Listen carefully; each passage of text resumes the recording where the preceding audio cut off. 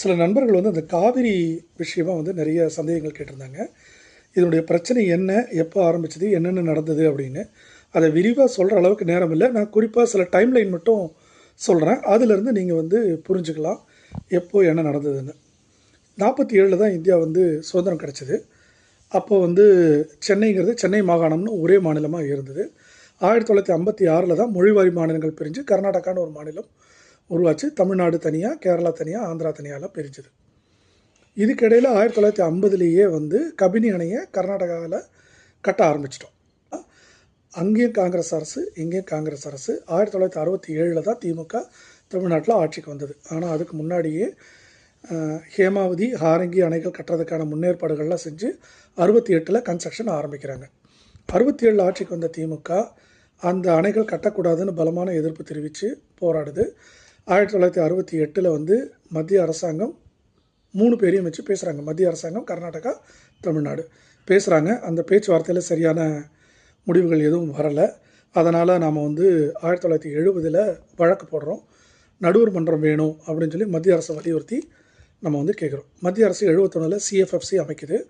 அந்த சிஎஃப்எஃப்சினுடைய செயல்பாட்டுக்கு இடையூறாக இருக்கக்கூடாதுங்கிறதுனால 72ல் தமிழ்நாடு அந்த வழக்கை வாபஸ் வாங்குது. சிஎஃப்எஃப்சி கொடுத்த பரிந்துரையை கர்நாடகா ஏற்கலை. ஸோ அதை எதிர்த்து மீண்டும் நாம் நீதிமன்றம் போனோம். அதுக்கடையில் 75ல் எமர்ஜென்சி வந்துருச்சு. 76ல் ஆட்சி கலைஞ்சிருச்சு. 77ல் அதிமுக ஆட்சி எம்ஜிஆர் தலைமையில் வந்தது. 86, 87 வரைக்கும் ஒன்றும் பெரிய முன்னேற்றம் எதுவும் இல்லை. ஸோ 89ல் மீண்டும் திமுக ஆட்சிக்கு வந்த பின்னாடி அந்த வழக்கை மீண்டும் புனர் நிர்மாணம் பண்ணி மீண்டும் நம்ம வந்து சட்ட போராட்டம் நடத்துகிறோம். 90ல் நடுவர் மன்றம் வருது.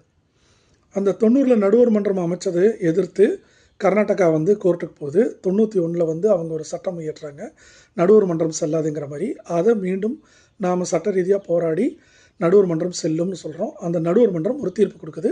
205 டிஎம்சி தண்ணி தமிழ்நாட்டுக்கு கொடுக்கணும்னு ஒரு இடைக்கால உத்தரவு கொடுக்குது. அந்த உத்தரவு வந்து நிறைவேறாமல் ரொம்ப நாள் இழுத்துட்டு இருக்குது. அதுக்கப்புறம் அதிமுக ஆட்சி ஜெயலலிதாவில் மிகப்பெரிய சட்ட போராட்டம் நடத்தி நடுவர் மன்றத்துக்கு வந்துட்டு அரசியல் சாசன அங்கீகாரமும் வாங்கி நமக்கான தீர்ப்புகளை நாம் வந்து உறுதிப்படுத்தணும். ஆனால் எந்த தீர்ப்பையுமே வந்து கர்நாடகா மதித்து நமக்கு தரலை. வெறும் உபரி நீர் மட்டும்தான் நமக்கு வந்துட்டு இருந்தது. 2018ல் தான் வந்து நடுவர் மன்றத்தினுடைய தீர்ப்பு வந்து ஃபைனலாக வந்தது. 740 டிஎம்சி தரணும்னு சொல்லி உத்தரவாயிடுச்சு.